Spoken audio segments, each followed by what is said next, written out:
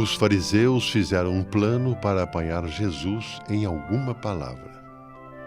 Então, mandaram os seus discípulos, junto com alguns do partido de Herodes, para dizerem a Jesus: Mestre, sabemos que és verdadeiro e que de fato ensinas o caminho de Deus.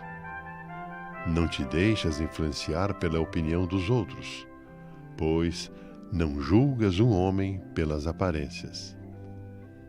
Dize-nos, pois, o que pensas? É lícito ou não pagar imposto a César?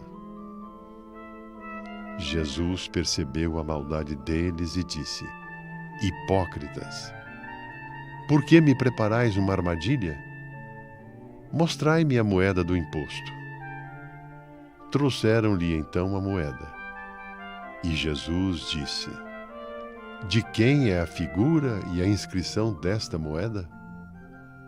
Eles responderam: De César. Jesus então lhes disse: Dai, pois, a César o que é de César, e a Deus o que é de Deus. Muito interpelador o Evangelho de hoje. Os fariseus e os publicanos tentam Jesus para o apanharem em falta.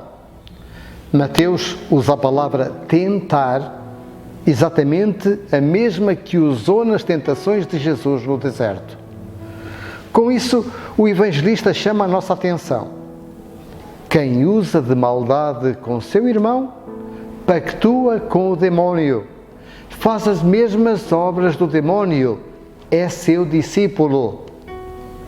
É interessante a pergunta feita a Jesus: é justo ou não pagar o imposto a César?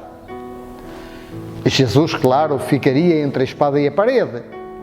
Se responder sim, põe-se do lado de Herodes e dos romanos opressores e, em consequência, o povo não aceitará mais. Se disser não, assume o desejo do povo, mas atrai a cólera dos romanos que verão nele um revolucionário, um agitador. Jesus percebe a maldade daqueles homens e faz com que caiam na própria cilada.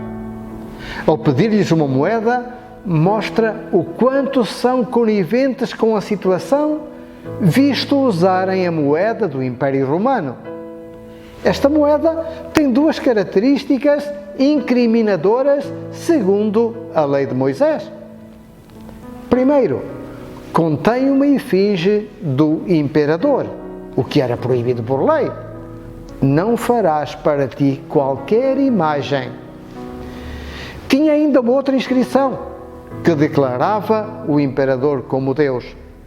Não reconhecerás outro Deus para além de Yahvé, dizia a lei mosaica. E se esta resposta deixa Jesus ileso da contenda, nem por isso deixa de ser uma forte interpelação para nós. O cristão não pode assumir uma atitude fanática, onde apenas Deus conte e onde tudo seja visto de maneira fundamentalista. Não podemos entender as pessoas como simples marionetes e Deus como o adestrador. O mundo não é uma gigantesca máquina onde tudo está previamente determinado e onde cada peça só tem que seguir o seu curso previamente determinado. Dar a Deus o que é de Deus significa reconhecer a supremacia de Deus sobre todas as coisas, reconhecer e aceitar o projeto de Deus manifestado pela sua palavra e, sobretudo, pela presença de seu Filho entre nós. Dar a Deus o que é de Deus significa aceitar o seu projeto como nosso projeto, aceitar que a nossa vida tem que ser coerente com a fé do nosso coração. Mas não basta reconhecer a supremacia de Deus. É indispensável assumir que se nossa cabeça e o nosso coração se voltam para Deus, os nossos pés e as nossas mãos se encontram ainda voltados para a terra, que pisamos e precisamos transformar. Por isso, diz Jesus, dai a César o que é de César. Isto lembra-nos a vocação do leigo.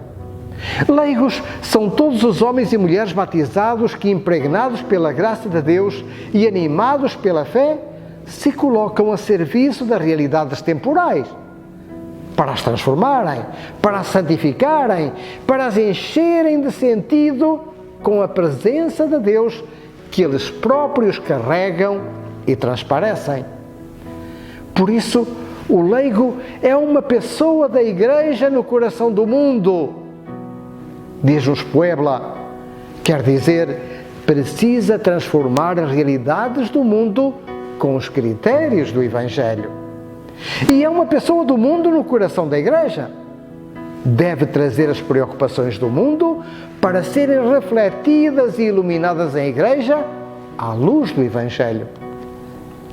As realidades mundo e Igreja não podem então ficar separadas entre si como realidades opostas, mas precisam entrelaçar-se apesar das diferenças. O mundo é o lugar onde o reino de Deus acontece. Ao cristão compete assumir estas duas realidades e comprometer-se com elas, discernir o projeto de Deus e fazer dele o dinamismo de sua ação transformadora no meio do mundo. Ao cristão compete ler os sinais de Deus no mundo, pois se o mundo é criado por Deus e se é o lugar onde o reino se realiza, é porque Deus está nele e nele age. É isso que nos diz a primeira leitura deste domingo. No desespero do exílio da Babilônia, Deus usa um pagão, o imperador Ciro, para devolver a liberdade e a dignidade ao seu povo, fazendo-o regressar à sua terra. E se isto nos mostra como o projeto de Deus é abrangente, faz-nos ver também o quanto Deus está presente e se manifesta através de pessoas que tantas vezes nem partilham da nossa fé. Quantas vezes nos deixamos abater por não percebermos o rumo que o mundo leva? Ou desesperamos por não vermos saída para os problemas e dificuldades da vida? Quantas vezes preferimos cruzar os braços sentindo-nos impotentes? A liturgia de hoje faz-nos um alerta. Deus é nossa esperança e vem em nosso socorro. Por outro lado, quantas vezes somos levados a sustentar-nos somente em nossas forças, ou nos valores do mundo, ou nos deixarmos levar na ilusão de acreditarmos apenas naquilo que vemos, de sobrevalorizarmos os bens materiais, de neles apenas confiarmos. Também aqui, o Evangelho de hoje é peremptório. A César o que é de César, a Deus o que é de Deus. Shalom. Vozes de paz estão se ouvindo. Vai pela estrada o peregrino. Rios de amor estão fluindo.